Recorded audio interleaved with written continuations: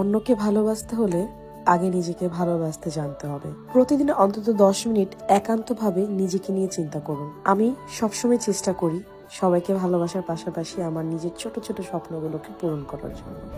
ওই দিন চলে গিয়েছিলাম ছোট্ট একটা নোজপিন কেনার জন্য। সো এখানে একটা ব্রেসলেট পছন্দ হয়ে যায় আমার, আর কিছু না ভেবে ব্রেসলেটটা নিয়ে ফেলি, কারণ ব্রেসলেটটা আমার পছন্দ হয়েছে।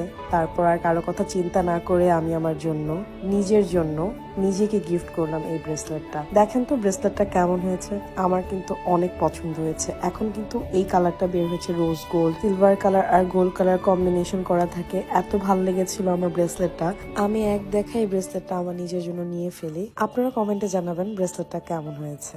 আর হ্যাঁ, সবসময় চেষ্টা করবেন নিজের জন্য ছোট ছোট উপহার কেনার জন্য, এতে নিজেরই ভালো লাগে। আমরা মানুষরা সবসময় অন্যকে গিফট করতে করতে ভুলেই যাই নিজেকেও নিজেদের সবসময় গিফট করা উচিত, সারপ্রাইজ দেওয়া উচিত। অন্য কেউ